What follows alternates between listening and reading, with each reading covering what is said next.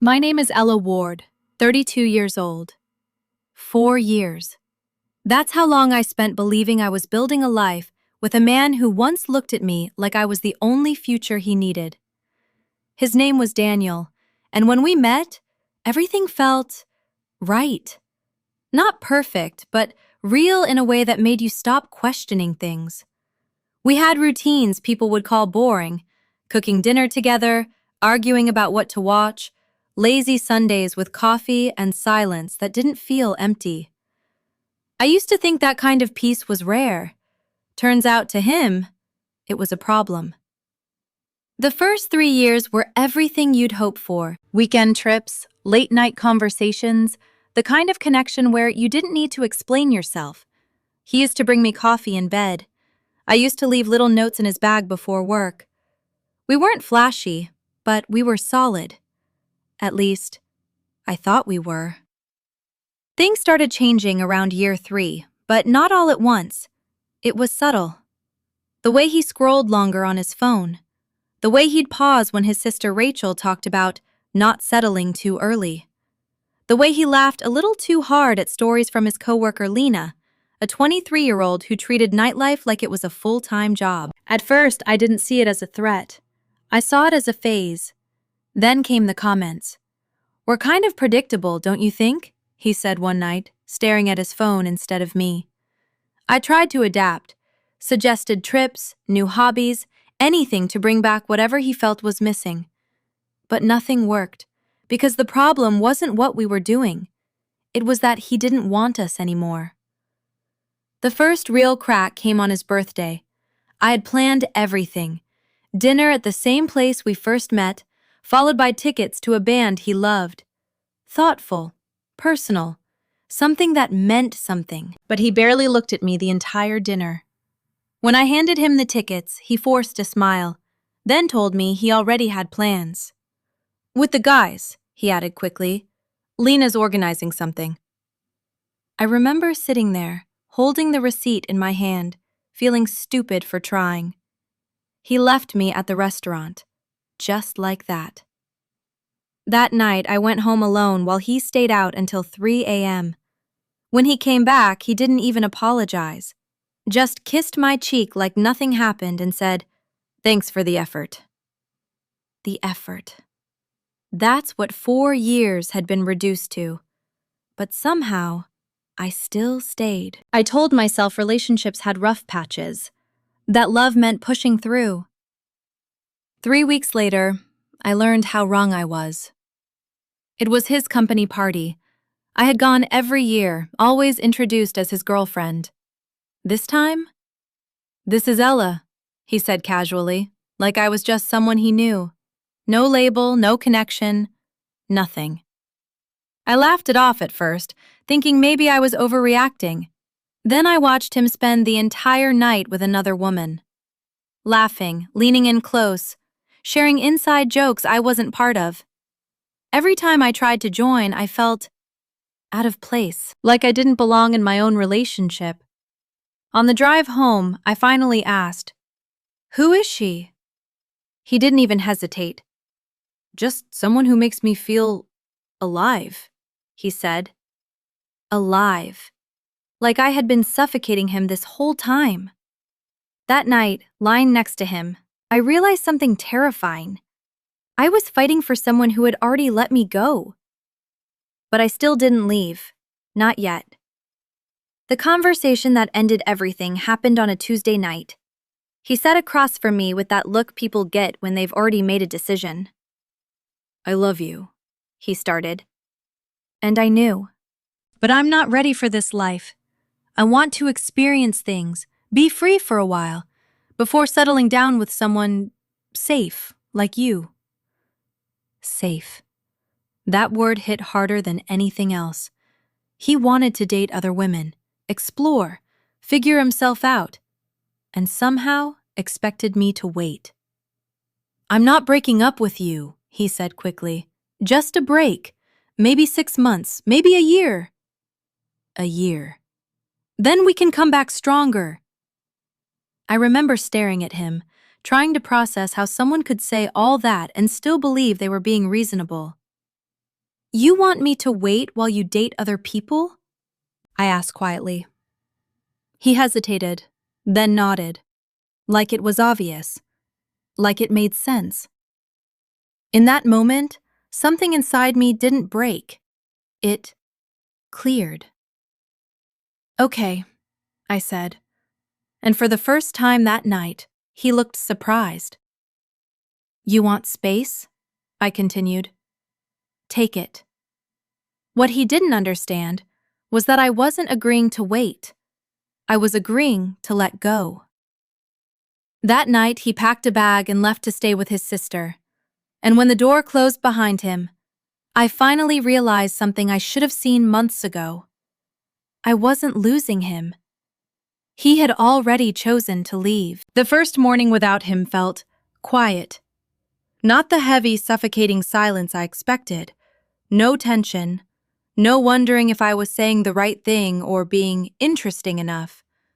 Just stillness and clarity. I sat on the couch, coffee in hand, staring at the space where his shoes used to be. 4 years of memories, reduced to an empty corner, and a realization I couldn't ignore anymore. He didn't leave to find himself. He left because he thought he could do better. And for the first time, I stopped taking that personally. That same day, I packed up the last of his things and texted him. Your stuff's ready. Let me know when you want to pick it up. No emotion, no begging, no questions. Just done. He didn't reply until hours later. Thanks, I'll grab it this weekend. That was it. 4 years reduced to logistics. But instead of breaking me, it did something unexpected. It freed me. The first week, I focused on small things, cleaning the apartment, rearranging furniture, throwing out things that reminded me of him, not in anger, but in quiet acceptance. By week 2, I signed up for a gym, not because I wanted revenge, because I needed somewhere to put all the energy I'd been wasting trying to fix someone who didn't want to be fixed. The first session was brutal. My arms shook. My legs gave out halfway through. I sat on the locker room bench afterward, staring at my reflection, sweat dripping down my face, and for the first time in months, I felt strong. Not because of how I looked, but because I showed up. So I kept going. Every day after work, I pushed myself a little harder, lifted a little heavier, stayed a little longer. The physical exhaustion became addictive. It silenced the thoughts that used to keep me up at night. Somewhere between deadlifts and early morning runs, I stopped missing him. Meanwhile, Daniel was living the life he thought he wanted. At least, that's what his social media said. Clubs, drinks, new faces every weekend. His coworker Lena always front and center, tagging him in stories about living free and no regrets. At first, I muted everything. Then, eventually, I stopped checking altogether, because my life was getting busy in ways his never had. That's when I met Noah. It wasn't dramatic, no sparks flying across a crowded room, just a simple moment at the gym. I was struggling with a set I had no business attempting when a voice behind me said, "You're going to throw your back out if you keep doing that." I turned around, slightly annoyed. He didn't look impressed. Didn't look like he was trying to impress me either. Just calm, focused. You want help? Or do you want to learn the hard way? He added. I should have rolled my eyes and walked away. Instead, I handed him the bar. Show me. That was the beginning. Noah was different. No games, no performance. No need to prove anything. He worked as a physical therapist, which explained the patients, and the way he noticed everything without making a big deal out of it. We started talking between sets, then after workouts, then coffee. It wasn't forced, it wasn't intense, it was easy. And after everything I'd been through, easy felt unfamiliar in the best way. 3 months after Daniel left, he finally reached out properly. Hey, Can we talk? I stared at the message for a long time before replying. About what? Us. That one word, like nothing had changed. Like I had been sitting exactly where he left me, waiting.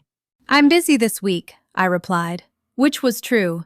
Between work, training, and actually having a life again, I didn't have time to revisit something that already ended. But Daniel didn't stop. The casual texts turned into check-ins. The check-ins turned into nostalgia. Remember that trip we took to the mountains? Saw something today that reminded me of you. I used to dream about messages like that. Now, they felt hollow. Because I knew what was behind them. His options weren't working out. I heard the details later. Not from him, from Rachel. She called one night, pretending to just check in. But it didn't take long before the truth slipped out. Lena? Gone within weeks. Too chaotic, too unpredictable. Then came another girl, and another. Each one more exciting than the last. Each one leaving faster than the previous. One cheated on him. One ghosted him. One made him feel exactly the way he made me feel. Replaceable. Suddenly, the life he thought he wanted didn't look so appealing. Meanwhile, I was laughing again, sleeping peacefully, building something new without even realizing it. Noah didn't rush anything, didn't pressure me, didn't ask me to be someone else. He just showed up, consistently. And that consistency, it felt more exciting than anything Daniel ever chased. The shift happened the night Daniel called, not texted, called. It was almost midnight. I almost didn't answer, but something told me I needed to. Ella, his voice came through, softer than I remembered. I think I made a mistake. Of course you did. I didn't say it out loud. I've been thinking, he continued, about us, about everything. I just needed to figure things out. There it was, the script, the same one I used to hope for. I'm ready now, he said. I know what I want. I leaned back against the couch, staring at the ceiling, and for the first time, I felt nothing. I'm glad you figured that out, I said calmly. The silence on the other end was immediate, like he didn't understand the tone, didn't recognize the distance. Can we meet? He asked. Just talk, in person. I hesitated, not because I wanted him back, but because I needed to see it, to close the door completely. Okay, I said. What he didn't know was that I wasn't showing up to fix anything. I was showing up to end it, for real this time. I chose a quiet restaurant, not the kind of place filled with noise and distractions, somewhere you couldn't hide behind small talk or background music, somewhere the truth would sit right between us. Daniel arrived 10 minutes late. He looked the same, but not really. Same face, same voice, but the confidence he used to carry so effortlessly, gone, replaced by something heavier, uncertainty. Ella, he said as he sat down, forcing a smile. You look good. I am, I replied simply. That seemed to throw him off more than anything. We ordered, made a little small talk, but I could see it building in him, that speech he'd been rehearsing. Finally, he leaned forward. I've had a lot of time to think, he began, about us, about what we had. I stayed quiet. I needed that time, he continued, to figure out what really matters. And now I know. It's you. There it was. The grand realization. The return. 6 months ago, those words would have shattered me. Now, they barely moved anything inside me. I made a mistake, he said, his voice softer now. I thought I needed something else, but everything out there just made me realize what I already had. I watched him carefully. The way his hands moved, the way his eyes searched mine for something. Hope, maybe. "I'm ready now," he added. "For us. For everything we talked about. The future, marriage, a house, all of it.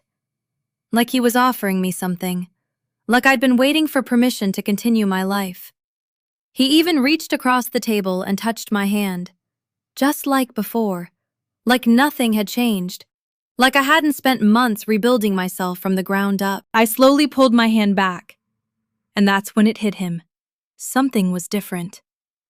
"Daniel," I said quietly, "I think you misunderstood something."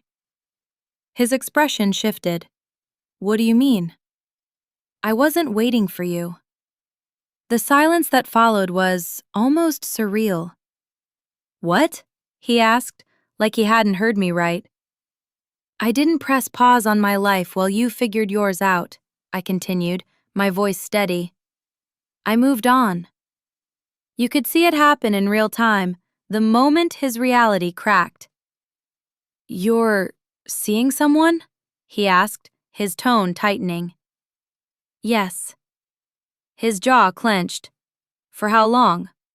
"Long enough to know he didn't need to lose me to realize my value." That one landed. Hard. "This is a rebound," he said quickly, almost desperately. "You're just trying to prove something." I almost smiled. "No," I said. "I stopped trying to prove anything the moment you walked out that door." His frustration started bleeding through. "You're throwing away 4 years for some random guy?" he snapped. "No," I corrected calmly. "You threw away 4 years. I just stopped picking up the pieces." His voice got louder. People started glancing over. "You don't mean that," he said. "We have history. You can't just replace that." "I didn't replace it," I said. "I learned from it." That shut him up for a second, but only for a second. "So that's it?" he asked, his tone turning sharp. "You're just done?" I held his gaze. "I was done the moment you asked me to wait while you dated other women." The truth hit harder than anything else I could have said, because there was no way to twist it, no way to reframe it. It was exactly what he had done. "You said you understood," he muttered. "I said okay," I corrected. "There's a difference." His composure started slipping. "I came back for you," he said, almost accusingly. "I chose you." I let out a small breath. "No," I said. "You came back because your other options didn't work out." That was the breaking point. His face changed. Anger, embarrassment, something uglier underneath. "You think this guy is better than me?" he scoffed. "You think he's going to last?" "I think he chose me the first time," I replied. Silence. Sharp. Final. "You're making a mistake," he said, standing up abruptly. "You're going to regret this." I didn't respond, because for the first time, I knew I wouldn't. The messages started that same night. Angry at first, then defensive, then desperate. Paragraphs about how I was throwing everything away, how I didn't understand what we had, how I'd come back when this phase ended. I didn't reply. Not once. That's when things escalated. He started showing up places. The gym, the coffee shop near my apartment. Once, even outside Noah's clinic. Always with some excuse. Always coincidental. It wasn't, and we both knew it. The fake accounts came next, watching my stories within minutes, leaving comments that looked harmless to strangers, but carried just enough edge to feel wrong. Noah noticed immediately. "She's not over you," he said one night, handing me his phone with screenshots. "She's not trying to get over me," I replied quietly. "She's trying to get me back." And when that failed, she started trying to break what I had. The final line was crossed when Daniel showed up at Noah's workplace. asking questions, pushing boundaries, trying to gather information like he still had some claim over my life. That's when I stopped being patient. We documented everything: the messages, the accounts, the footage from security cameras. Every single piece of proof that this wasn't heartbreak anymore. It was obsession. Filing the restraining order felt strange. Not dramatic, not emotional, just necessary. Like locking a door that should have been closed a long time ago. He showed up to the hearing looking nothing like the man I used to love. And for the first time, I didn't feel sad about it. The judge didn't hesitate. 1 year, no contact, no exceptions. And just like that, it was over. For real. 6 months later, Noah and I moved in together. No chaos, no games, no uncertainty. Just two people choosing each other every day. A year after that, he proposed. No big crowd, no performance, just us, and a quiet certainty I had never felt before. A few weeks after the wedding, I got one message from an unknown number. "I'm sorry. I hope you're happy." I stared at it for a long time. Then I put my phone down and walked back to the life I chose. Because some people come into your life to teach you what love is, and others to teach you what it should never feel like.